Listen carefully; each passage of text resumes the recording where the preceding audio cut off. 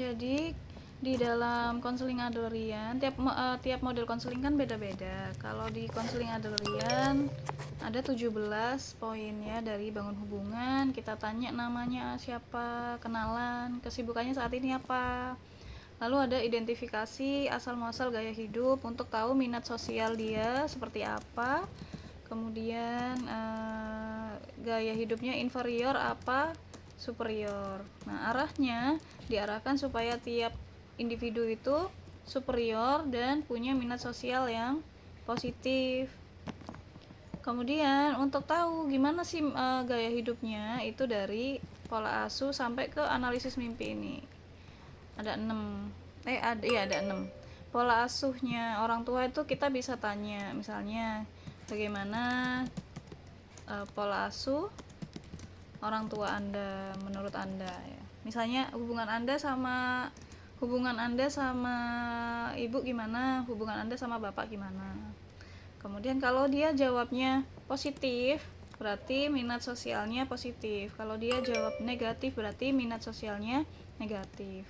Kalau dari penelitian, kebetulan saya dulu juga neliti terkait anak kelas 5 SD yang dia populer itu, versi mereka ya, di mata mereka itu pola asuh terutama ibu ya itu tuh positif. Jadi 100% dari anak-anak yang populer itu menganggap pola asuh ibunya positif. Nulisnya gini mereka itu waktu itu, karena anaknya banyak ya, jadi mereka pakai angket, pakai kertas di ini ya. Pola asuhnya itu mereka katanya ada yang ibunya baik, penyayang, nggak pernah marah-marah, nggak pernah mukul, nggak pernah ini. Tapi versi yang anak-anak yang terisolir atau entah dia yang ditolak temen atau dia yang nolak temen atau dia yang kontroversi, itu mereka punya pola asuh ibu itu yang menurut mereka itu ibunya jahat, ibunya apa kayak gitu. Itu versinya negatif. Makanya mempengaruhi sekali pola asuh dari orang tua ini ya, terutama dari ibu itu terhadap minat sosial. Nah, kalau ayah itu fokusnya ke kekuatan anak dalam menghadapi masalah, gimana anak ini cuman saya nggak neliti sampai ke situ sih karena fokusnya ke bidang sosial waktu itu. Jadi waktu itu ya anak-anak yang populer sama anak-anak yang terisolir nggak ada hubungannya sama persepsi mereka terhadap ayah, tapi persepsinya terhadap ibu. Nah, ini luar biasanya ya peran ibu itu di situ. Kemudian konstelasi keluarga itu ditanya anak keberapa dari berapa bersaudara. Jadi kita bisa catat, kamu gimana menurut hubungan kamu sama mama, hubungan kamu sama papa. Oh gitu, dicatat. Terus biar nggak salah ya, makanya kita perlu punya catatan dalam konseling itu, perlu punya catatan karena ada banyak yang perlu kita langkah-langkahnya itu ada banyak. Kalau nggak ada ya bisa nyasar itu. Jadi di anak keberapa dari berapa bersaudara. Terus kamu misalnya dia anak pertama misalnya dari 3 bersaudara. Nah, itu kamu kalau hubungan kamu sama adik kamu gimana? Akur nggak gitu. Kalau misalnya hubungannya akur, berarti dia minat sosialnya baik. Kalau dia sering berantem sama adik kakaknya, ya dia berarti minat sosialnya negatif. Nah, perlu kita sampaikan anak pertama itu biasanya dia karena anak pertama itu kan dapat kasih sayang full pertamanya ya, dapat kasih sayang full, jadi dia punya rasa percaya diri yang full. Tapi begitu punya adik kan cemburu ya, ada persaingan, maka dia ada usaha untuk lebih keras mendapatkan perhatian kembali gitu. Makanya anak pertama ini cenderung untuk lebih bekerja keras dibandingin anak ke 2, 3 dan seterusnya. Kemudian beda lagi kalau misalnya anak kedua, misalnya ini adiknya banyak ya, adiknya ada berapa gitu ya. Nah, dia misalnya anak kedua, tapi dia yang lebih dianggap sebagai kakak dibandingin yang lain-lainnya, maka biasanya yang lebih bekerja keras ya yang ini, yang kedua juga bisa. Tapi kalau anak tengah, misalnya dia 3 bersaudara, dia anak tengah, biasanya anak tengah ini kan lahir itu dari awal sudah ada persaingan dia orang tuanya merhatiin adiknya, merhatiin kakaknya gitu, maka dia itu cenderung lebih kompetitif dibandingin anak-anak yang lainnya. Dan karena kompetitif itu kan orang yang pengen tujuannya tercapai dibandingin sama hubungan. Nah, maka justru kalau kalian lihat perhatian film-film kayak film Narnia yang itu ada adik kakak terus ada anak tengah, atau film lainnya yang itu ada hubungan persaudaraan, anak tengah itu justru biasanya itu lebih apa ya, lebih bikin, dibilang lebih bikin masalah, tapi versi dia sebenarnya nggak bermaksud untuk itu gitu, kayak jadinya kayak konflik gitu loh, konflik ke atas atau ke bawah karena dia pengen merebut ya, kayak apa sih, cemburu lah, cemburu sama perhatian ini versi Adler ya bukan versi saya ya. Terus kemudian anak terakhir itu dari awal lahir kan dia sudah dapat perhatian full ya, dapat perhatian full. Kemudian maksudnya gini, maksudnya kakak-kakaknya itu biasanya ini loh adiknya disayang ya gitu. Jadi kakak-kakaknya yang udah lebih besar itu akhirnya ngasih kasih sayang juga. Karena dapat kasih sayang banyak, akhirnya dia cenderung lebih penyayang, lebih sabar, lebih kalem dalam bersikap. Dia justru lebih bisa menengahi anak ke kakak-kakaknya kayak gitu. Nah, itu bisa disampaikan ke konseling. Kemudian ingatan paling awal ada pertanyaannya ya, bisa misalnya waktu kamu TK atau waktu kamu SD, awal SD kelas 1 sampai kelas 7 umur 7 tahun deh, apa yang paling kamu ingat? Ada nggak yang kejadian apa yang bikin kamu paling ingat? Yang disebutin pertama kali sama dia berarti itu ingatan paling awal. Kalau dia nyebutin misalnya, oh pernah digendong, oh berarti dia ingatan awal positif. Oh pernah jatuh, oh berarti ingatan awal negatif. Oh pernah dimarahi, ingatan awal negatif. Oh pernah dirayain ulang tahun, ingatan awal positif. Nah ini tuh ingatan paling awal, apa namanya, kalau orang yang punya ingatan awal positif, mereka akan cenderung punya minat sosial baik. Bahkan anak-anak yang populer itu tadi ya, itu mereka yang punya banyak teman, mereka punya ingatan awal yang positif. Kalau anak-anak yang terisolir, mereka punya ingatan awal negatif, termasuk yang kontroversi punya ingatan awal negatif. Tapi uniknya, ingatan awal ini bukan yang mempengaruhi perilaku kita, tapi perilaku kita yang mempengaruhi ingatan kita. Loh kok bisa? Soalnya kalau kita misalnya punya teman baik, hubungan teman sama teman baik-baik aja gitu ya, maka ingatan kita sama teman ya positif-positif. Tapi ketika begitu ada konflik aja, ingatan awal ya ingatannya bisa, yang diingat apa? Yang negatif-negatif keluar bisa. Oh dia pernah ini, oh alah ternyata ini maksudnya ini, langsung keluar negatif-negatif, seuzonnya apa keluar. Nah itu jadi makanya kita perlu memilah apa yang kita ingat yang baik-baik. Kalau misalnya ada yang menyakitkan gitu ya, lebih baik kita maafkan supaya ingatan kita itu masuk ke positif sehingga perilaku kita positif. Kemudian inferioritas, kelemahan tubuh, itu kita bisa tanya apa kelemahan, ada nggak kondisi fisik kamu yang bikin kamu minder. Kalau ada berarti dia minat sosialnya negatif. Kalau nggak ada, minat sosialnya positif. Loh apa hubungannya minder, dia yang minder kok dia yang nggak minat sosial, kan dia minder sendiri. Nah ini contohnya, misalnya ada orang yang punya malu karena dia punya jerawat gitu ya, dia akan berusaha nutupi, aku punya jerawat, aku ini, dia fokus ke diri sendiri.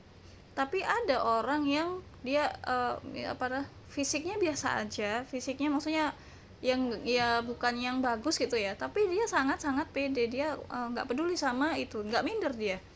Nah itu berarti dia minat sosialnya positif. Bahkan contoh sederhana aja, misalnya pernah nggak kalian saltum misalnya lagi ke acara apa gitu, salah kostum. Kalau dulu saya waktu tesis itu ada tiba-tiba dicat dadakan sama dosen bimbingan sekarang gitu, langsung berangkat sampai lupa pakai sandal. Ternyata baru sadar di kampus, akhirnya ya untungnya waktu itu pakai rok, jadi saya tutupin roknya, diturunin supaya nggak kelihatan kalau pakai sandal gitu. Nah, tapi ya kayak gitu kan boro-boro mau, misalnya diajak temen, ayo kita main ke sana, ya boro-boro mau ini ya lari, mau main bebas sama temennya nggak bisa, ya ya malu lah, ditutupin terus itu. Jadi fokus ke diri sendiri. Makanya orang yang minder, orang yang inferioritas itu cenderung dia memikirkan diri sendiri, ya minat sosialnya kurang. Nah, kemudian yang kelima adalah kita tanyakan minat sosialnya secara langsung. Jadi maksudnya kamu sama teman-teman kamu gimana hubungannya? Akur nggak? Itu jadi kalau akur ya positif minat sosialnya, kalau enggak ya kebalikannya. Nah, analisis identifikasi yang terakhir ini ada analisis mimpi. Ini yang dimaksud analisis mimpi itu kita tanya mimpi beneran mimpi ya, waktu tidur itu ada nggak mimpi yang kamu ingat atau yang sering menghantui, atau yang mimpi terakhir deh tentang apa. Nah, kalau katanya Adler, mimpi itu dihubungin sama kejadian yang nggak bisa diselesaikan di masa faktanya di kehidupan nyata, tapi nggak bisa diselesaikan, akhirnya dibawa ke mimpi. Jadi kalau orang itu misalnya dia kepikiran pengen kaya misalnya, ya sampai ke bawah mimpi, semua dihubung-hubungin sama sama kekayaan misalnya, ya berarti gaya hidup dia cenderung ke situ arahnya. Nah, makanya di sini kok sampai ada identifikasi asal muasal gaya hidup, kok sampai ke analisis mimpi, ya pengen tahu dia arah kehidupannya itu pengennya kemana gitu. Kalau beda kalau psikoanalisis klasik ya, ada Sigmund Freud itu mimpi ya diarahin ke kebutuhan psikoseksual. Nah, itu ditolak mentah-mentah sama Adler, sehingga Adler meluruskan ya mimpi katanya versi tidak bisa menyelesaikan di kenyataan. Kemudian di tahap ketiga, ini tahap ketiga ya, ada pemahaman baru. Kita beritahu bahwa ini kan kita memahami ya, kita masih di catatan kita bagaimana gaya hidup konseli. Nah, maka kita sampaikan, kita kasih tahu gaya hidup konseli ke konselinya, biar tahu bahwa konseli itu punya tujuan dalam berperilaku. Setiap masalah, setiap perilaku yang negatif itu sebenarnya secara nggak sadar dia punya tujuan yang bagi dia menyenangkan gitu, walaupun sebenarnya negatif. Kayak makanya di sini ada teknik spitting in the soup. Spitting itu meludah, sup kok diludah. Nah, maksudnya sup yang enak kalau misalnya sudah ketahuan itu nggak enak, ya maka itu kayak terludahi, supaya harapannya kalau orang tahu bahwa orang lain tahu perilakunya, dia jadi nggak enak untuk melanjutkan. Contoh misalnya orang yang sakit-sakitan, dia kok sakit terus ya, terus ditanya tujuan berlakunya itu, tanya misalnya, ini juga ada sih contohnya di YouTube ya. Jadi misalnya kamu sakit, menurut kamu apa sih yang kamu dapat kalau kamu sakit? Entah mungkin dapat apa, disuapin, atau apa yang, atau jadi nggak disuruh-suruh, atau apa yang kamu dapat ketika kamu sakit? Kesenangan apa ya, ada nggak yang bikin kamu, maksudnya ya sakit kan nggak enak ya, tapi ada hal yang ternyata masih ada enaknya ya gitu. Apa yang kamu dapat waktu kamu sakit gitu. Atau misalnya dia suka berdiam diri, mojok misalnya. Saat kamu mojok, kamu senengnya apa sih gitu? Kamu dapat apa sih saat kamu mojok, nggak ketemu sama teman-teman, menyendiri di rumah? Kamu senengnya apa? Tuh, kamu dapat apa? Seneng apa, kepuasan yang kamu dapatkan? Kamu dapat. Terus bisa kita balik, kalau misalnya perilaku positif, dia hilang apa gitu. Kalau positif ya hilangnya apa? Maksudnya gini, kalau misalnya kamu sehat, kamu apa yang hilang gitu? Ada nggak pada saat kamu sehat kamu nggak dapat, pada saat kamu sakit kamu dapat? Nah itu, jadi oh iya ya, misalnya perhatian lebih. Nah terus kita saat sakit nggak dapet, saat sehat dapet. Nah kemudian kita simpulkan ini. Oh jadi misalnya, oh iya aku dapat jadinya nggak disuruh-suruh, terus dikasih makanan yang enak-enak misalnya, minta apa diturutin misalnya. Oh jadi kamu ketika sakit ini simpulin ya, ketika kamu sakit kamu dapat makanan enak terus jadi nggak disuruh-suruh, tapi saat sehat malah disuruh-suruh makanannya ya biasa aja, masak sendiri kayak gitu, apa bener kayak gitu? Nah itu ditanyain lagi, bener nggak gitu. Iya iya gitu. Nah itu saat dia sadar, kita sadar, kita tahu perilaku dia itu, motifnya, tujuan perilakunya itu, maka dia akan udah ya udah ketahuan deh, nggak enak ya rasanya lama-lama dilakuin terus, udah ketahuan soalnya. Tapi ini dipakai kalau apa, dipakainya bukan untuk mempermalukan ya, bukannya jadi kita bukan kamu gini biar dapat perhatian ya, bukan, tapi ya pakai pertanyaan yang nggak menyudutkan ya. Oh kalau kamu sakit ada nggak ya perbedaan gitu, saat sehat nggak dapat, saat ini ada perbedaan nggak gitu. Atau misalnya orang mau dia punya perilaku negatif ya, misalnya dia nggak mau ikut ngerjain tugas kelompok misalnya. Nah pada saat kamu nggak ngerjain tugas kelompok, ada nggak rasa yang lebih tenang nih daripada ngerjain tugas kelompok malah nggak enak gitu, ada nggak rasa kayak gitu? Apa yang kamu dapatkan, ketenangan apa yang kamu dapat ya? Mungkin kayak gitu bisa di ini ya. Nah, kemudian di pemahaman baru ya, tahap ketiga ini yang selanjutnya adalah kita utarakan gaya hidup konseli. Tadi kan kita analisis gaya hidupnya apa, terus gaya hidupnya apa konseli. Nah, ini ada beberapa gaya hidup menurut Adler. Tapi kita bisa lewat cerita dulu supaya konselinya mudeng ya. Lewat teknik komparatif, gaya hidup lewat teknik komparatif. Jadi kita compare ya, kita bandingin sama cerita kita, misalnya kita bandingin sama cerita kita yang mirip ya, misalnya sakit itu tadi ya, oh iya saya itu pernah sih, ya saya juga pernah kok, waktu itu saya bilang sakit padahal nggak sakit misalnya, waktu itu lagi ujian terus saya bilangnya sakit biar nggak ujian gitu, ternyata tetap ujian malah nilainya jelek karena susulan misalnya kayak gitu.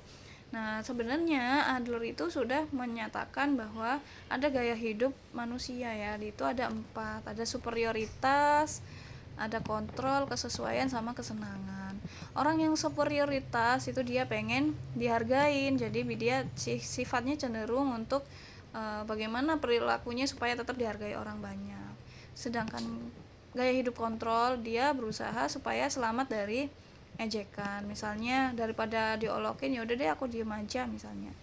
Terus gaya hidup kesesuaian, dia menghindari tanggung jawab. Nah ini biasanya misalnya ada deadline atau ada tugas, ya udah deh nggak usah ngerjain deh, toh juga ini nggak apa-apa paling. Dia menghindari, ini gaya hidup kesesuaian.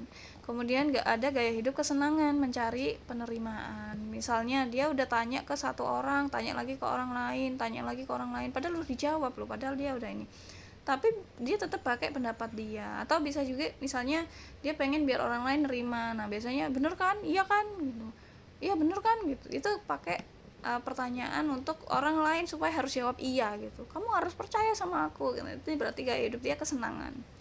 Nah kalau tadi cerita tadi yang kita mirip nih, sebetulnya itu gaya hidup kesesuaian. Nah gaya hidup kesesuaian ini menghindari tanggung jawab. Sayangnya ada ini tuh merupakan kesalahan dasar dalam kita logika berpikir ya, ada kesalahan logika berpikir. Nah ini waktu itu saya dapet ya hikmah ya dari cerita ini. Nah itu kita bisa pakai teknik mutual storytelling, diceritakan. Jadi misalnya saya bentar,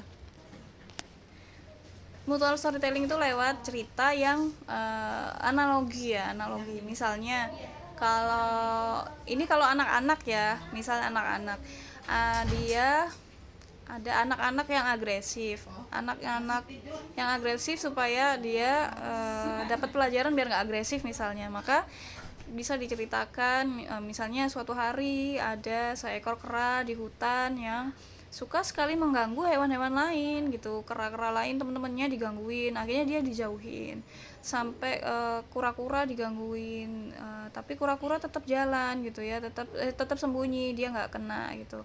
Nah, kemudian akhirnya kera ini penasaran pengen gangguin harimau. Nah, ternyata harimaunya marah sampai gigit sampai berdarah. Nah, kira-kira di kehidupan nyata nih, boleh nggak ya kita itu gangguin teman gitu? Kira-kira dampaknya apa dari cerita kera itu tadi gitu? Oh iya, jadinya temannya marah, nggak ada yang nemenin kayak gitu. Itu mutual storytelling. Kita bisa cari cerita yang mirip-mirip ya. Atau misalnya kayak temen tadi yang misalnya sakit-sakitan, ya kita bisa pakai cerita yang mirip yang di kehidupan orang dewasa ya. Misalnya kalau ini bukan anak-anak, ini orang dewasa. Misalnya ada orang itu yang dia itu uh, apa namanya, dia itu pengen sekali supaya nggak disuruh-suruh, kemudian dia misalnya kita bisa cerita ya, ada teman saya yang dia itu pengen nggak disuruh-suruh, kemudian dia itu pengen biar dapat perhatian, akhirnya dia melakukan ya udah deh saya pura-pura sakit biar diperhatiin suami gitu misalnya. Nah ternyata lama-lama dilihat lah ini kok sakit terus, nah ternyata malah bisa-bisa suaminya malah ninggalin kayak gitu. Nah ternyata ya malah nggak enak ya gitu. Nah sebenarnya hal kayak gini ini ada kesalahan dasar dalam berpikir. Nah, kalau kata Adler nih, ada 5 kesalahan dasar dalam berpikir manusia. Yang pertama yaitu membesar-besarkan masalah, terlalu menggeneralisir. Misalnya, kalau misalnya satu kali sakit karena laki-laki ya dibilang semua laki-laki itu sama gitu, padahal enggak. Jadi digeneralisir nih. Nah, kemudian ada uh, false or impossible goals of security, pencapaian tujuan keamanan yang salah atau bahkan tidak mungkin. Jadi dia itu punya keinginan yang sebenarnya mustahil ya bagi dia supaya aman, resikonya nggak ada, tapi malah mustahil. Misalnya apa namanya, orang Jepang yang sekarang itu pakai yang apa, anak-anak mudanya pada di rumah terus karena stres gitu ya, biar nggak ini. Nah itu malah sebenarnya makin stres ya di rumah, biar nggak dapat stres, tekanan hidup malah jadi stres. Atau contoh lain nih, jangan berangkat kerja, aku pengen ditemenin terus di rumah, terus kalau aku maafin dia berarti aku yang salah, dia yang harus minta maaf duluan. Nah ini sebenarnya tujuan keamanan yang malah salah atau bahkan nggak mungkin. Nah ini tujuan keamanannya harga diri. Terus misalnya aku nggak ikut tes karena takut nggak lulus. Nah ini bagi dia aman, nggak lulus apa nggak ikut tes itu aman, padahal justru nggak lulus beneran. Gitu, ini malah nggak mungkin. Kemudian yang ketiga ada kesalahan dalam persepsi tentang peran hidup ya. Dia nggak mau usaha, dia nggak paham bahwa manusia itu punya peran. Nah misal ada orang mikir muda seneng-seneng, kalau tua baru tobat. Nah ini berarti dia nggak paham perannya hidup apa, padahal muda seneng-seneng ya jadinya miskin ya, tua baru tobat ya, kalau udah tua masih ada umur, kalau nggak ada gitu. Terus apa namanya, misalnya ada orang yang ya kayak tadi ya temen yang ya udah sakit biar ini, sebenarnya dia nggak paham peran hidupnya apa, misalnya ya biar menghindari tanggung jawab. Ini kalau kata Adler masuk ke nggak paham peran hidup. Kemudian ada yang keempat adalah meminimalisir penyangkalan atas keseimbangan dasar. Jadi maksudnya gini, maksudnya dia itu meninggikan perasaan inferior, jadi nilai positif dia itu dia hilangkan gitu, supaya orang berhenti merendahkan dan berharap belas kasihan. Misalnya, kenapa ya nggak ada orang yang sayang aku ini orang cacat, atau ya aku emang jelek, aku emang nggak baik, aku emang ini. Dia pengen biar orang udah jangan rendahin aku, emang aku nggak bisa gitu, emang aku nggak bisa gitu. Aku emang nilainya jelek, aku emang nggak pinter gitu. Nah supaya dia berharap orang lain nggak nuntut dia gitu, dia malah dikasihani. Ini orang yang meninggikan perasaan inferior. Nah ini masuk ke kesalahan dalam logika berpikir. Kemudian ada lah, dari jam berapa ini? Jam 8.50 Bu matinya. Masya Allah. Ini tadi untungnya saya sambil ngerekam ke HP ya, ngerekam seadanya. Jadi apa ya, saya lanjutin aja apa gimana ya? Tadi terakhir sampai mana? Baru bahas yang counseling art. transaksional, Bu. Belum, Adler aja belum selesai kok udah ke analisis transaksional. Ini masih Yang Adler. tingkatan paling awal, Bu. Astagfirullah, itu udah jauh banget. Tadi kok kayaknya nggak ada yang ini ya. Soalnya saya fullin layar ini wordnya, jadi ketutupan zoomnya nih. Ingatan awal, waduh ini kalau ngulang lagi. Ya apa ini aja ya, saya kasih rekaman aja ya. Saya lanjutin tapi saya kasih rekamannya gitu kah? Ya, Bu, baik. Ya, boleh, Bu. Panjang soalnya ini tadi ada banyak. Ya udah, kita tadi saya terakhir itu sampai ke sini loh. Udah ke nilai kekurangan. Ya apa ya? Mudah nggak ya? Ntar dilihat nggak ini orang video yang saya kirim aja, banyak yang belum lihat. Baru siapa tadi, Agustian sama siapa yang udah belajar nih? Yang dapat 81 tadi. Ini Cinta, Amel, Vika dapat nilai segini. Ini saya yakin belum belajar ini. Nggak mungkin kalau belajar itu jauh banget, itu malah miripnya ke counseling self.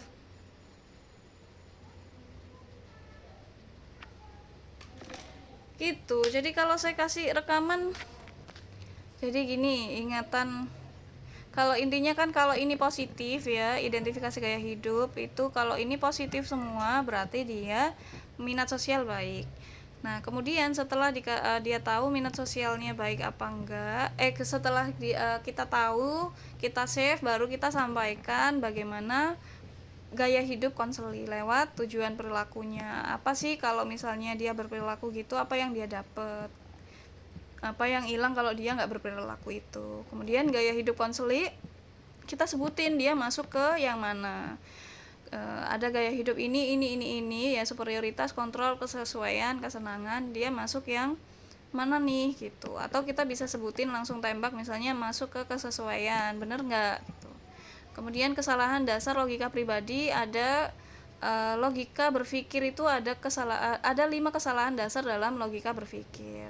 Ada ini ya, itu sebutin semua. Kemudian kita sampaikan misalnya gini, misalnya yang bagian nilai kekurangan.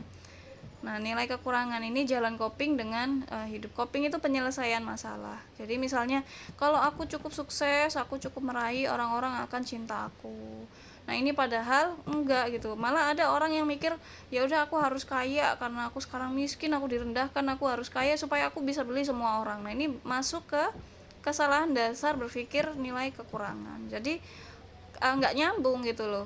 Ya memang miskin ya supaya kaya kerja, tapi bukan supaya orang lain menghargai semuanya. Enggak ya, orang kaya pun nggak dihargai ya banyak, bahkan Tuhan pun nggak dihargai, setan kan, kayak gitu. Jadi ada logika berpikir yang tidak sesuai sama kenyataan.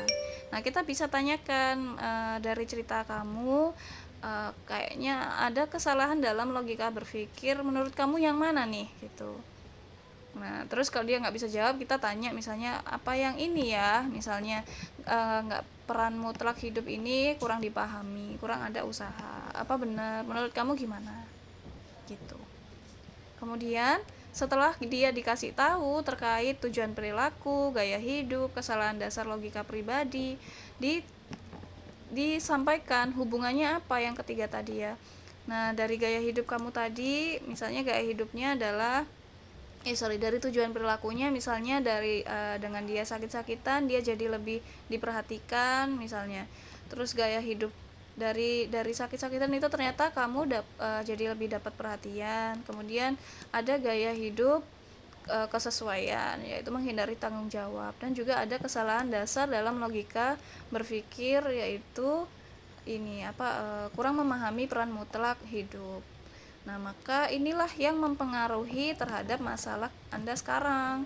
Makanya sekarang Anda misalnya masalahnya adalah jadi tertinggal, orang lain pada ninggalin misalnya, dia sendirian. Nah, ini yang ada masalah dalam yaitu tujuan berperilaku, gaya hidup, sama kesalahan dalam logika berpikir.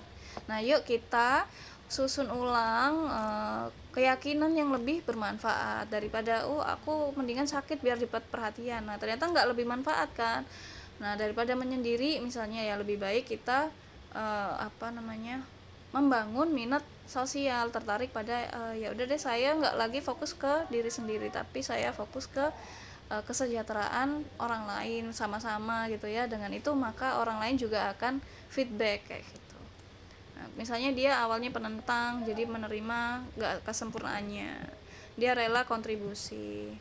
Nah, terus ada rasa persahabatan. Nah, jadi kita susun ulang ya. Jadi misalnya daripada tadi mikirnya mending orang lain itu harusnya lebih perhatian sama saya, mending saya yang kabur dari masalah gitu ya. Mending yuk kita susun ulang keyakinan yang lebih bermanfaat. Gimana kalau lebih perhatian sama orang lain, kemudian masalah itu diselesaikan. Nah, itu lebih manfaat.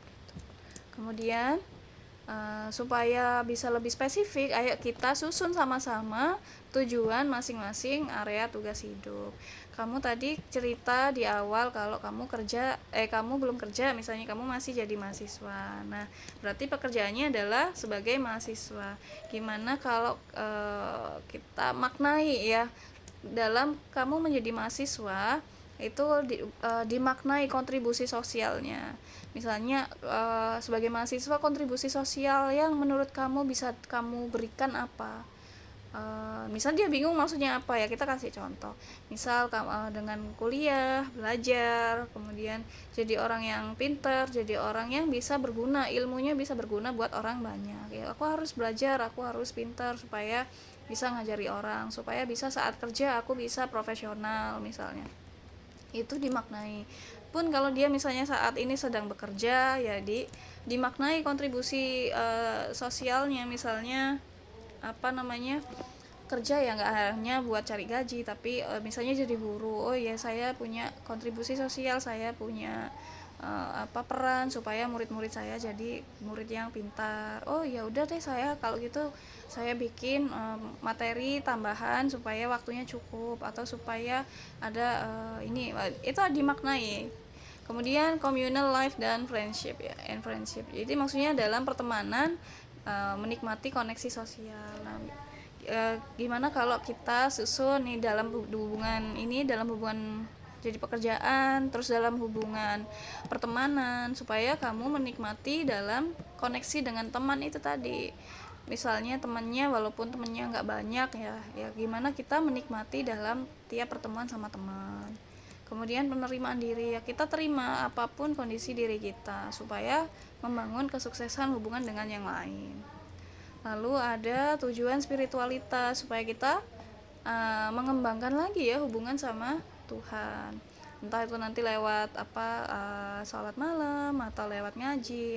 Yang jelas kita dengan mengembangkan hubungan dengan Tuhan maka akan terasa lebih tidak menyendiri lagi gitu, ada yang nemenin gitu ya dimanapun kita berada.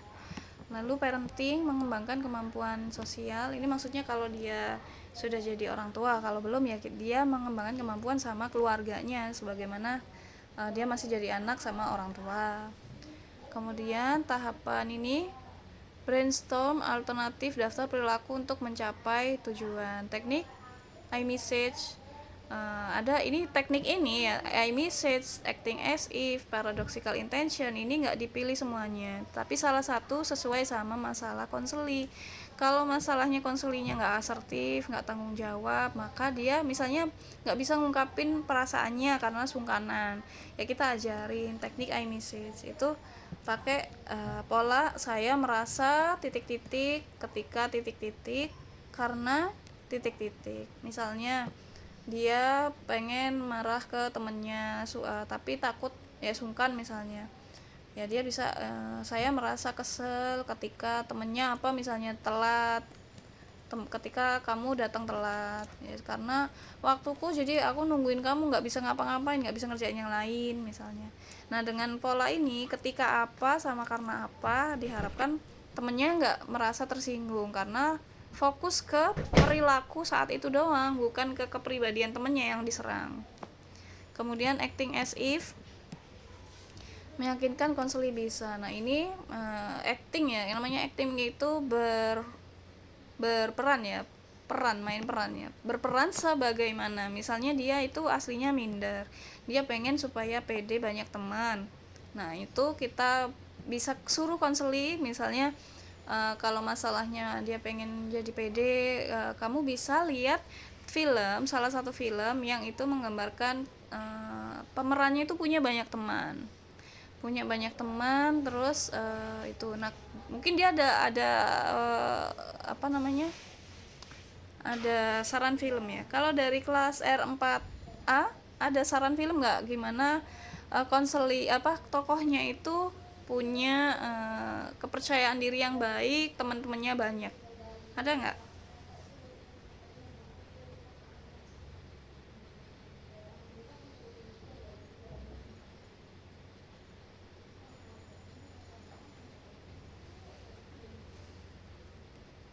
Kalau di kelas hari Jumat kemarin ada yang info, ada contohnya bisa Laskar Pelangi ya. Tapi saya belum bandingin sih ya, film ada lagi nggak ya film yang temennya itu banyak, yang dia pede ya. Kalau yang saya pernah lihat itu ada video yang menggambarkan sales, satunya itu salesnya itu bajunya kumul, kemudian acak-acakan, sama dia minder maksudnya nunduk, suaranya pelan. Nah pada saat dia nyales ya nggak ada yang closing, nggak ada yang dengerin, pada pergi semua. Tapi saat orang yang sama itu ganti kostum, pakai baju yang baik, kemudian gayanya pede, tegak, terus suaranya besar, suaranya tegas, matanya berbinar, senyum lebar. Nah itu akhirnya sales ini bisa closing dan lebih banyak pendengar yang mau membeli barangnya. Nah di sini maka kita bisa lihat ada perbedaan perilaku orang lain saat kita berubah, saat kita berperan gitu. Maka supaya kita punya banyak teman ya, kita tunjukkan bagaimana peran dari orang yang punya banyak teman itu ya. Makanya kita perlu lihat filmnya, misalnya Laskar Pelangi. Anda bisa lihat selama 1 minggu ke depan, ini Anda pelajari Laskar Pelangi ini tokohnya yang banyak teman siapa, kemudian dia bagaimana cara dia berteman, cara dia ngomong, cara dia jalan, cara dia duduk, cara menatap tangannya, kakinya itu, untuk melihat sebentar. Minggu depan kita ketemu lagi bagaimana perannya ya. Saat kita ketemu lagi nih, anggaplah udah skip ya, minggu depan ketemu lagi terus ditanya, kemudian diperankan. Jadi latihan dalam satu sesi konseling itu latihan sebagaimana tokoh yang percaya diri, yang punya banyak teman. Latihan gimana gerak-gerik tubuhnya. Oh ini kurang mirip, oh ini kayak ini, oh ini kayak gini, kayak gitu. Nah setelah itu ada tugas lagi dalam 1 minggu ke depan, Anda perlu mempraktikkan ya. Jadi bayangkan Anda misalnya namanya adalah Ari misalnya ya, Anda adalah Ari, bayangkan Anda adalah Ari. Jadi Anda selama 1 minggu ke depan, mulai dari bangun tidur sampai tidur lagi, Anda adalah Ari. Bagaimana Anda berjalan, kemudian berperilaku, berbicara dan sebagainya, Anda itu bersikap seperti Ari dalam film tersebut. Nanti kita lihat bagaimana ada perbedaan atau enggak sama teman-teman kayak gitu. Nah terus baru deh minggu depannya lagi kita follow up lagi, sudah dilakukan belum gitu, gimana, sudah ada perbedaan enggak saat kamu jadi Ari sama sebelumnya, rasanya gimana. Kenapa kok 1 minggu 7 hari ya, karena ya biasanya ada perbedaan saat perilaku yang dilakukan berturut-turut itu sudah jadi kebiasaan, walaupun tetap harus dijaga ya kebiasaannya supaya tetap jadi kebiasaan baik.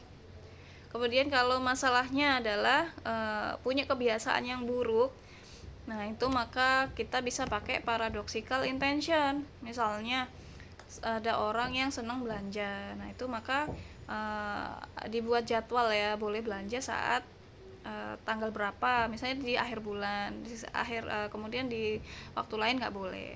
Atau bisa juga misalnya sering konflik sama saudara atau sama pasangan, nah dia bisa berantem, saat di pertemuan konseling itu, misalnya ini adik kakak ya, nah dalam satu waktu konseling ini Anda punya waktu 30 menit untuk berantem. Katanya saya dengar Anda sering berantem ya gitu. Nah, Anda punya waktu kesempatan untuk berantem di sesi konseling ini. Loh, kok suruh berantem, Bu? Gitu ya. Ya supaya selesai semua unek-unek, saya harap sekalian keluarkan semua di sesi konseling ini. Misalnya belum 30 menit waktunya, dia udah bilang selesai. Loh, ini beneran nih udah mau berhenti gitu. Padahal belum loh, waktunya belum habis. Nanti kalau misalnya udah selesai dari konseling, saya harap udah nggak ada konflik lagi ya, udah nggak ada berantem lagi gitu. Nah, tapi namanya manusia dalam berinteraksi pasti ada yang namanya ya konflik lah kayak gitu ya. Maka yuk kita buat jadwal. Setelah dari konseling ini biasanya kalian lebih sering ketemu atau ngobrol atau berantem di jam berapa. Nah, kita buat jadwal jam itu, misalnya jam-jam atau pada saat siapnya ya, misalnya nih ini pasangan rumah tangga gitu ya. Dia bisanya di jam 6:30 sampai jam 7 malam. Ya udah, berarti boleh berantem hanya di jam 6:30 sampai jam 7 malam. Lewat dari jam itu, di luar dari jam itu nggak boleh berantem. Misalnya marah pengen meledak itu ya, ditahan dulu, nunggu 6:30 sampai jam 7 atau dicatat dulu biar nggak lupa. Ya itu akan ada perbedaan saat psikisnya udah siap untuk dengerin orang kalau ada siap psikis untuk dengerin kritik akan lebih sedikit tersinggung atau akan lebih sedikit konflik dibandingin saat nggak siap, misalnya baru pulang kerja tahu-tahu diomeli. Ya ini makanya bisa muncul perceraian kayak gitu, karena nggak ada waktu jeda yang pas supaya menyampaikan unek-unek. Nah terus termasuk saat di pertemuan konseling itu, misalnya nih adik kakak tadi boleh nggak ini ngumpat, boleh nggak nih sambil mukul gitu. Nah itu tergantung kesepakatan bersama ya. Misalnya kalau di situ ada orang tuanya atau di situ ada saudaranya, boleh nggak? Kalau misalnya pada sepakat ya silakan, kalau misalnya nggak sepakat ya jangan. Termasuk nah itu tadi ya, jadi ini brainstorm alternatif daftar perilaku. Kemudian selanjutnya adalah menggali motivasi positif konseli untuk membuat perubahan. Nah, kita motivasi konseli itu kita lihat dari gaya hidup konseli. Di sini tadi gaya hidupnya, misalnya orang sakit-sakitan supaya nggak disuruh-suruh, berarti gaya hidupnya menghindari tanggung jawab. Nah maka ini kesenangan dia lepas dari tanggung jawab, maka kita bisa kasih ke ini menggali motivasi positif. Nah ini berarti menurut kamu motivasi apa? Kamu kan tadi gaya hidupnya kesesuaian ya, supaya lepas dari tanggung jawab. Nah saat lepas dari tanggung jawab kan rasanya lebih lega lah ya, sedangkan kalau ada tanggung jawab nggak enak. Nah sedangkan di kehidupan nyata itu saat ada tanggung jawab, saat ditinggalkan kemudian ditagih-tagih misalnya, ya malah kepikiran gitu ya, malah nggak enak. Nah, menurut kamu gimana kalau tanggung jawab itu dikerjakan duluan? Apa yang bikin kamu itu lebih seneng dalam lepas dari supaya tanggung jawab kamu itu lepas, supaya stresnya itu hilang gitu. Nah, itu. Jadi saya yakin kamu bisa untuk mengatasi masalah biasanya kebiasaan ya, misalnya lepas dari tanggung jawab supaya nggak ada lagi beban-beban kamu.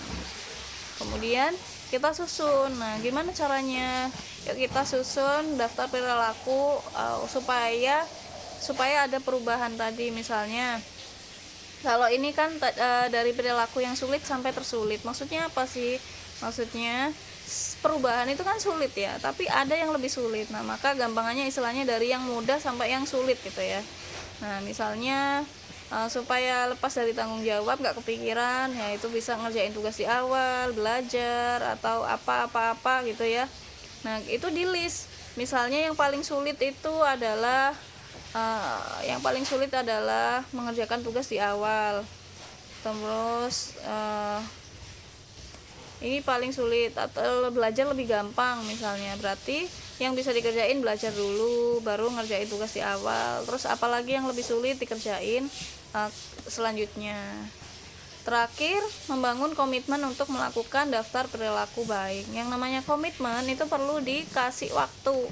Jadi misalnya tadi kan kita sudah bikin peringkat daftar perilaku untuk perubahan ya, dari yang sulit sampai yang lebih sulit lagi gitu. Maka ini kita susun ya, dari 1 sampai nomor 4 ini waktunya kapan dikerjain. Misalnya saya akan mengerjakan tugas di awal mulai kapan? Mulai hari Selasa misalnya. Kemudian saya akan belajar mulai hari apa gitu, setiap apa. Terus waktunya itu harus ditulis ya. Jadi setelah ditulis saya akan belajar setiap apa, saya akan mengerjakan tugas di awal sejak mulai dari apa gitu ya. Lalu bawahnya ada tanda tangan, dari konselor sama konseli. Nah itu buat salinan konselor satu konseli satu, supaya ada kesepakatan, supaya konseli merasa lebih bertanggung jawab dalam mengerjakan apa yang seharusnya. Dari dia mengerjakan ini maka akan ada perubahan dalam masalahnya ya. Jadi orang kalau cerita doang tapi nggak diubah perilakunya, ya nggak akan ada perubahan. Sama kayak kita mau ke dokter, kalau misalnya dokter bilang kamu sakit tipes tapi obatnya nggak diminum, ya nggak sembuh gitu. Jadi ya harus dilakukan pengobatannya kayak gitu. Dari sini ada yang mau ditanyain nggak?